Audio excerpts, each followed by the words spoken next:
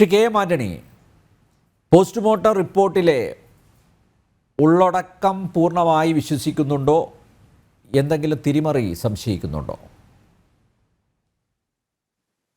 ശ്രീ അനിൽ നമ്പ്യാർ, ഈ postmortem certificate അതിന്റെ copy ഞാൻ കണ്ടു. അതിലെന്തെങ്കിലും തിരിമറി നടന്നോ എന്നുള്ളതിനെ സംബന്ധിച്ച് നമുക്ക് അഭിപ്രായം പറയാൻ പറ്റില്ല. പക്ഷേ അതില് വിസറ ആന്തരിക അവയവത്തിന്റെ ഭാഗങ്ങൾ റിസർവ് ചെയ്തിട്ടുണ്ടോ ഇല്ലയോ എന്നുള്ള ഒരു കാര്യം അതിൽ സൈലന്റ് ആണ്, അല്ലെങ്കിൽ അത് രേഖപ്പെടുത്തി കാണുന്നില്ല. ബാക്കിയുള്ള എക്സ്റ്റേണൽ ഇഞ്ചുറീസ് മറ്റും ഉള്ളതായിട്ട് അതിൽ പറയുന്നില്ല. പക്ഷേ ഈ സാധാരണഗതിയിൽ ഇങ്ങനെയുള്ള ഒരു കേസില് ഇൻക്വസ്റ്റ് കണ്ടക്ട് ചെയ്തിട്ട് പോസ്റ്റ്മോർട്ടത്തിനായിട്ട് മെഡിക്കൽ കോളേജിലേക്കോ അല്ലെങ്കിൽ പോലീസ് സർജന്റെ പക്കലേക്കോ അയക്കുമ്പോൾ ആ ലെറ്റർ അയക്കുന്നുണ്ട് police surgeon and forensic professor in forensic medicine and police surgeon address ചെയ്തിട്ടാണ് കൊടുക്കുന്നത്. അപ്പോ ആ ലെറ്ററിൽ വ്യക്തമായിട്ട് രേഖപ്പെടുത്തേണ്ട കാര്യങ്ങളുണ്ട്, കുറെ കാര്യങ്ങളുണ്ട്. അതെല്ലാം കിട്ടിയതിന് ശേഷമാകും പോസ്റ്റ്മോർട്ടം തുടങ്ങുന്നത്. പോസ്റ്റ്മോർട്ടം ഏകദേശം ഉച്ചയ്ക്ക്, ഞാൻ മനസ്സിലാക്കുന്നിടത്തോളം 12:40 തുടങ്ങി 1:50 കഴിഞ്ഞു എന്നാണ്. ഒരു മണിക്കൂറിൽ അല്പം അധികം മാത്രമേ എടുത്തിട്ടുള്ളൂ. അപ്പൊ അതില് ആന്തരിക അവയവങ്ങൾ സാധാരണഗതിയിൽ പോലീസ് തന്നെ റിക്വസ്റ്റ് ചെയ്യും. അത് വിസ്ര എന്നാണ് അതിന് പറയുന്നത്. അത് പ്രിസർവ് ചെയ്യണം, കെമിക്കൽ ലാബറട്ടറിക്ക് അയക്കുന്നതിനായി കരുതണം, അല്ലെങ്കിൽ സൂക്ഷിച്ചു വെക്കണമെന്ന് റിക്വസ്റ്റ് ചെയ്യാറുണ്ട്. പക്ഷെ അത് റിക്വസ്റ്റ് ചെയ്തില്ലെങ്കിൽ പോലും പോലീസ് സർജന്റെ ഉത്തരവാദിത്തപ്പെട്ട കാര്യമാണ്.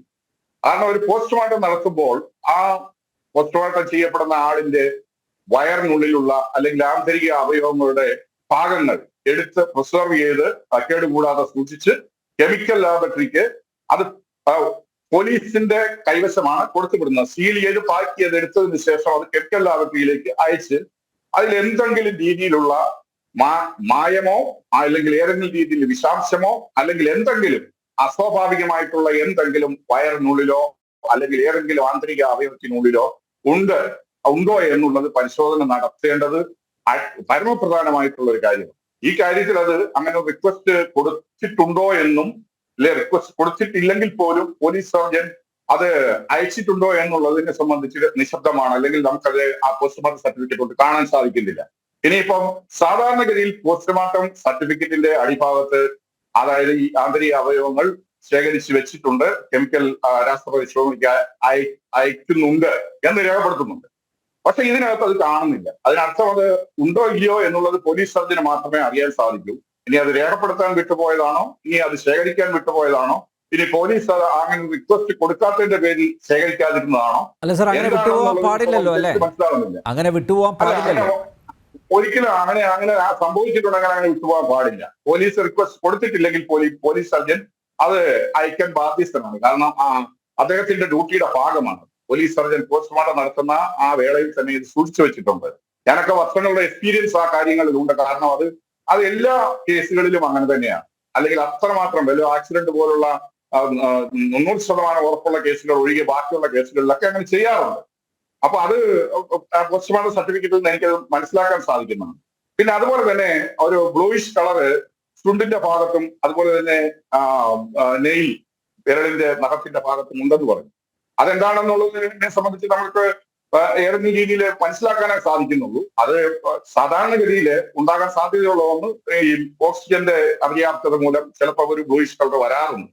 അത് സ്വാഭാവികമായിരിക്കാം. പക്ഷെ പോസ്റ്റ്മോർട്ടം സർട്ടിഫിക്കറ്റിൽ കോസ് ഓഫ് ഡെത്ത് എന്ന് പറയുന്നത് ഡ്യൂ ടു ഹാങ്ങിങ് എന്ന് പറയുന്നുണ്ട്. കൃത്യമായിട്ട് കൺസിസ്റ്റന്റ് വിത്ത് ഡെത്ത് അല്ലെങ്കിൽ ഹാങ്ങിങ് ആണ് അതിൽ ഉറപ്പായിട്ട് തന്നെ ഡോക്ടർ പറയുന്നുണ്ട്. അല്ല സാർ, ഒരു കാര്യം ചോദിച്ചോട്ടെ. ഇപ്പോ തൂങ്ങി മരിച്ചതാണെന്നാണ് കണ്ടെത്തൽ അല്ലേ? കെട്ടിത്തൂക്കിയാലും പോസ്റ്റ്മോർട്ടം റിപ്പോർട്ടിൽ ഇതുപോലുള്ള പരാമർശങ്ങളല്ലേ വരൂ അല്ലേ? അല്ല, കെട്ടിത്തൂക്കുമ്പം അത് സാധാരണഗതിയിൽ കെട്ടിത്തൂക്കുന്ന സാഹചര്യവും തൂങ്ങി മരിക്കുന്നതും തമ്മിൽ വ്യത്യാസമുണ്ട്. പോലീസ് സർജൻ അതിന്റെ ലിഗേച്ചർ മാർക്ക് എന്ന് പറയും, അതായത് കയറിന്റെ പാടുകൾ ആ കഴുത്തിലുണ്ട്. അത് ഒബ്ലിഗായിട്ടാണ് ഇതിൽ കാണാൻ സാധിക്കുന്നത്. കാരണം അത് തൂങ്ങി മരണത്തിന്റെ ലക്ഷണമാണ്. പക്ഷേ സാധാരണഗതിയിൽ ഒരു മർഡർ കേസിൽ കയറ് മുറുക്കി കഴുത്തിൽ മുറുക്കി കൊലപ്പെടുത്തുകയാണ് എങ്കിൽ സാധാരണഗതിയിൽ ആ കഴുത്തിന്റെ മുഴുവൻ ഭാഗത്തും ആ കയറിന്റെ ഭാഗം കാണും. അപ്പൊ അത് അങ്ങനെയാണ് അത് വലിഞ്ഞു വരുന്നത്. തന്നെയല്ല, അത് തീർത്തും വട്ടത്തിലായിരിക്കും, അല്ലെ കഴുത്തിന് കുറുകയായിരിക്കും. ആ രീതിയിലുള്ളതായിരിക്കും. ഇത് പക്ഷെ അങ്ങനെയല്ല. കഴുത്തിന്റെ ചെവിയുടെ ഭാഗത്ത് ഒരു ഭാഗവും ഭാഗികമായിട്ട് കഴുത്തിലും എന്നുള്ള നിലയിലാണ് അത് കാണുന്നത്. അപ്പൊ അത് ഹാങ്ങിങ്ങിന്റെ ലക്ഷണങ്ങളിൽ പെട്ടത് തന്നെയാണ്. പക്ഷെ മറ്റൊരു കാര്യമുണ്ട്. ആളുകൾ കൊലപ്പെടുത്താൻ സാധിക്കും. കാരണം അയാളെ ഏതെങ്കിലും രീതിയിൽ മയങ്ങി നിൽക്കുന്ന സമയത്തോ അല്ലെങ്കിൽ ആ രീതിയിലേക്ക് കൊണ്ടുവന്നാലോ അല്ലെ ബലം പ്രയോഗിച്ചിട്ടോ കെട്ടിത്തൂക്കാൻ സാധ്യതയുണ്ടോ എന്നുള്ളതൊക്കെ അന്വേഷണത്തിലേ അറിയാൻ പറ്റുള്ളൂ. അത് ഹാങ്ങിങ്ങിന്റെ ലക്ഷണങ്ങൾ മുഴുവൻ കാണിക്കുന്നുണ്ട്. അത് എങ്ങനെയാണ് അല്ലെങ്കിൽ ഈ കേസിലെ സംഭവം എന്ന് പറഞ്ഞാൽ അന്വേഷിക്കുന്ന പോലീസ് ഉദ്യോഗസ്ഥർക്കാണ് അത് മനസ്സിലാകുന്നത്. അല്ലാതെ നമ്മൾ ചർച്ച ചെയ്യുമ്പോൾ നമുക്ക് അതിനെ സംബന്ധിച്ച് ഒരു അഭിപ്രായം വ്യക്തമായിട്ട് പറയാൻ സാധിക്കില്ല. അപ്പോ ഇത് പ്രത്യക്ഷത്തില് ഇപ്പൊ കാണുന്നതനുസരിച്ച് ഈ അന്വേഷണത്തിന്റെ ഇപ്പൊ ഇതുവരെയുള്ളത് വെച്ച് പോലീസിന്റെ അന്വേഷണത്തിൽ ഹാങ്ങിങ് എന്നാണ് ഫൈൻഡിങ്സ് എന്നാണ് കോടതിയിൽ കൊടുത്ത റിപ്പോർട്ടിൽ കാണാൻ സാധിക്കും. അപ്പൊ പോസ്റ്റ്മോർട്ടം സർട്ടിഫിക്കറ്റ് കൊണ്ട് ഹാങ്ങിങ്ങിന്റെ ലക്ഷണമാണ് പോലീസ് സർജൻ അതിൽ രേഖപ്പെടുത്തിയിരിക്കുന്നത്. അല്ല, സാധാരണ ഇൻക്വസ്റ്റ് നടത്തുമ്പോൾ അടുത്ത ബന്ധുക്കളുടെ സാന്നിധ്യം വേണ്ടേ? അല്ലെ പോലീസ് അത് അറിയിക്കണ്ടേ? പിന്നെ ഇവർ എത്തുന്നത് വരെ കാത്തിരിക്കുകയെങ്കിലും ചെയ്യണ്ടേ? നോക്കൂ, മാധ്യമങ്ങളെ ഒന്നും അങ്ങോട്ടേക്ക് പ്രവേശിപ്പിച്ചിരുന്നില്ല. മാധ്യമങ്ങളെ പ്രവേശിപ്പിക്കണം എന്ന് വാശി പിടിക്കാൻ പറ്റില്ല. പക്ഷേ എങ്കിലും അവിടെ എന്തൊക്കെയോ ദുരൂഹമായിട്ട് നടന്നു എന്ന് സംശയിക്കുന്നുണ്ട്. ആ ഭാഗം പോലീസിന്റെ ഭാഗത്തു നിന്ന് ഇതിൽ ഒരശ്രദ്ധ പോലീസിന്റെ ഭാഗത്തു നിന്ന് വീഴ്ച സംഭവിച്ചിരുന്നു.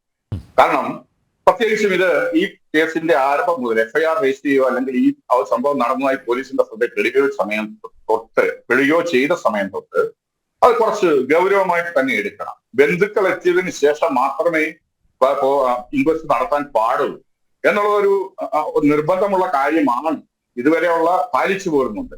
പക്ഷെ വകുപ്പ് നോക്കുമ്പോൾ ബന്ധുക്കൾ വേണ്ട, സാക്ഷികൾ മാത്രം മതി എന്നുള്ള രീതിയിലാണ്. പക്ഷെ മറ്റൊരു കാര്യമുണ്ട്. അതായത് കേരള പോലീസ് മാനുവലിന്റെ അടിസ്ഥാനത്തിലുള്ള KPF ഫോമില് ഇൻക്വസ്റ്റ് ഒരു ഫോമാണ്, ഒരു ഫോർമാറ്റാണ്. അതിൽ 27, 28 ചോദ്യാവലി, ഒരു ചോദ്യത്തിന് ഉത്തരമാണ്. അതിൽ 9ാമത്തെ ചോദ്യം എന്ന് പറയുന്നത് ബന്ധുക്കളാൽ തിരിച്ചറിയപ്പെടുകയോ ബന്ധുക്കളുടെ അഭിപ്രായം അത് മൊഴിയായിട്ട് ഇൻക്വസ്റ്റിൽ തന്നെ രേഖപ്പെടുത്തുകയും വേണം. അപ്പൊ അതിൽ 9ാം കോളത്തിൽ ആ ബന്ധുക്കൾ തീർച്ചയായിട്ടും ഉണ്ടായിരിക്കണം. ബന്ധുക്കളുള്ള ആളാണ് എങ്കിൽ ബന്ധുക്കളുടെ സാന്നിധ്യം അല്ലെങ്കിൽ സാമീപ്യം അല്ലെങ്കിൽ അവർക്ക് പറയാനുള്ള അഭിപ്രായം രേഖപ്പെടുത്താൻ പോലീസിന് ബാധ്യതയുണ്ട്. കാരണം ആ ഫോമിൽ അതിൽ 9ാമത്തെ ചോദ്യവും ആ കോളത്തിൽ ചോദിച്ചിരിക്കുന്നതാണ് ബന്ധുക്കളുടെ മൊഴി അല്ലെങ്കിൽ ബന്ധുക്കളുടെ അഭിപ്രായം ഇക്കാര്യത്തിൽ എന്താണെന്നുള്ളതാണ്. അത് പോലീസ് അതിനുവേണ്ടി വെയിറ്റ് ചെയ്യണമായിരുന്നു. കാരണം 12 മണിക്കൂർ പത്തനംതിട്ടയിൽ നിന്ന് കണ്ണൂർ എത്തുവാനായിട്ട് 12 മണിക്കൂറോളം വാഹനത്തിൽ, കാറിലോ അല്ലെങ്കിൽ അങ്ങനെയുള്ള വാഹനത്തിൽ വേണം. ഇനിയിപ്പോ ട്രെയിനിലാണെങ്കിൽ കുറച്ചുകൂടെ സമയം കുറവായിരിക്കും. പക്ഷെ അത് ആ വൈകുന്ന അല്ലെങ്കിൽ കാലതാമസം എന്ന് പറയുന്നത് അത് വെയിറ്റ് ചെയ്യേണ്ടത് തന്നെ ആയിരുന്നു എന്നുള്ളതാണ് എന്റെ അഭിപ്രായം. കാരണം ബന്ധുക്കൾ എന്ന് പറഞ്ഞാൽ വെറും ബന്ധുക്കൾ പോരാ. അമ്മായിയുടെ മകനോ അല്ലെങ്കിൽ അളിയനോ അങ്ങനെയുള്ള ഒരു ബന്ധു പോരാ. ഏതെങ്കിലും വകയില് രക്തബന്ധുക്കളെ തന്നെയാണ് അതില് സാക്ഷ്യപ്പെടുത്തുന്നത്. അതായത് ഈ മരിച്ചു കിടക്കുന്ന ആൾ എന്റെ സഹോദരൻ ഇന്നയാളാണ് എന്നാണ് അതിന്റെ ആ വാചകം ആ കാലങ്ങളായിട്ട് ഇൻക്വസ്റ്റ് രേഖപ്പെടുത്തിക്കൊണ്ടിരിക്കുന്നത്. അല്ലെങ്കിൽ ഈ മരിച്ചു കിടക്കുന്നത് എന്റെ അച്ഛന്റെ അനിയൻ ഇന്നയാളാണ്, അല്ലെങ്കിൽ അങ്ങനെ അടുത്ത ബന്ധു, അതായത് രക്തബന്ധു എന്ന് പറയുമ്പോൾ നമുക്ക് മനസ്സിലാകും ആരാണെന്നുള്ളത്. അല്ലെങ്കിൽ ഇതെന്റെ അമ്മയുടെ സഹോദരൻ ഇന്നയാളാണ്. അങ്ങനെയുള്ള ആ രക്തബന്ധുക്കൾ തിരിച്ചറിയുമ്പോഴും അവർ ആ കാര്യത്തെപ്പറ്റി അഭിപ്രായം പറയുമ്പോഴുമാണ് ആ കേസിന്റെ ഇൻക്വസ്റ്റ് പൂർണ്ണമായിട്ടും ഒരു പൂർണ്ണതയിലെത്തും. അപ്പൊ ഇതിൽ അവര് കുറച്ച് അതില് അനുഭവക്കുറവുകൊണ്ടാണോ ഇനി അവരുടെ പരിചയക്കുറവുകൊണ്ടാണോ ഇത് ഇൻക്വസ്റ്റ് കണ്ടക്ട് ചെയ്ത ആളുകൾ. പക്ഷെ മേലുദ്യോഗസ്ഥർ അത് ശ്രദ്ധിക്കേണ്ടതാണ്. എല്ലാവർക്കും അറിയാം, ഒരു പോലീസ് കോൺസ്റ്റബിൾ തൊട്ട് ഏകദേശം പോലീസ് ഫീൽഡിൽ വർക്ക് ചെയ്യുന്ന പോലീസ് സ്റ്റേഷനിലും അതുപോലെ DYSP, SP തുടങ്ങിയ ഇപ്പൊ ഉയർന്ന IPS ഉദ്യോഗസ്ഥർക്ക് ചിലപ്പോൾ അതിനെ സംബന്ധിച്ച് അത്രയ്ക്കുള്ള ഒരു അറിവുണ്ടാവില്ല. പക്ഷെ ആ കോളത്തിൽ അത് ഉണ്ട്. അപ്പൊ നമ്മളത് എന്ത് പറഞ്ഞെന്ന് പറഞ്ഞാലും ആ 9ാം കോളം ആ രീതിയിൽ ഒരു ബന്ധുവിനെ കൊണ്ട് എഴുതേണ്ടത് തന്നെയാണ്. ഇപ്പൊ അവര് അതെന്താണ് അതിൽ എഴുതിയിരിക്കുന്നതെന്ന് നമുക്ക് അറിഞ്ഞുകൂടാ. അത് ചിലപ്പോൾ എത്താൻ വൈകുന്നത് കൊണ്ട്, ഡീകമ്പോസ് ചെയ്യാൻ സാധ്യതയുള്ളത് കൊണ്ട് എന്നുള്ള മട്ടിലായിരിക്കാം ചിലപ്പോൾ എഴുതിയിട്ടുള്ളത്. പക്ഷെ ഇത് ഫ്രീസറിൽ സൂക്ഷിച്ചു വെച്ചിട്ട് അവരുടെ വന്നതിന് ശേഷം മാത്രം അല്ലെങ്കിൽ ആ നിലയിൽ തന്നെ കരുതിക്കൊണ്ട് വേണമായിരുന്നു ഇൻക്വസ്റ്റ്. ഇപ്പൊ ബോഡി ഓൺ ദ സ്പോട്ടിൽ തന്നെ നിൽക്കുമ്പോൾ അവിടെ തന്നെ കരുതാനേ പറ്റൂ. ആ രീതിയിലായിരുന്നു ചെയ്യേണ്ടത് എന്നുള്ളതാണ് എന്റെ ഒരു അഭിപ്രായം. കാരണം ഒരു ഇൻക്വസ്റ്റ് കണ്ടക്ട് ചെയ്യാൻ അധികാരമുള്ള അഡീഷണൽ ഡിസ്ട്രിക്ട് മജിസ്ട്രേറ്റ് ആണ്. ഡിസ്ട്രിക്ട് മജിസ്ട്രേറ്റ് എന്ന് പറഞ്ഞാൽ കളക്ടറാണ്. അതിന് തൊട്ട് താഴെയുള്ള അധികാരമുള്ള മജിസ്ട്രേറ്റ് ആണ് ആ മരിച്ചു കിടക്കുന്നത്. അപ്പൊ നമ്മളത് ലാഭബുദ്ധിയോടെ കാണാൻ പാടില്ല. കാരണം നാളെ ഒരു ആക്ഷേപം വരുമെന്നുള്ളത് എല്ലാ കേസിലും പ്രതീക്ഷിക്കണം. അതാണ് അനുഭവജ്ഞാനമുള്ള പോലീസ് ഉദ്യോഗസ്ഥർ അങ്ങനെ തന്നെയാണ്. ഇതിൽ ഒരു അലിഗേഷനോ ആദ്യ ഘട്ടത്തിലോ പലരിലും കാണില്ല. പിന്നീടാണ് ആ കേസ് ഡെവലപ്പ് ചെയ്തോ അല്ലെങ്കിൽ ആക്ഷേപമായിട്ട് വരുന്നത്. അതാണ് ഇതിനകത്ത് ശ്രദ്ധിക്കേണ്ടിയിരിക്കുന്നത്.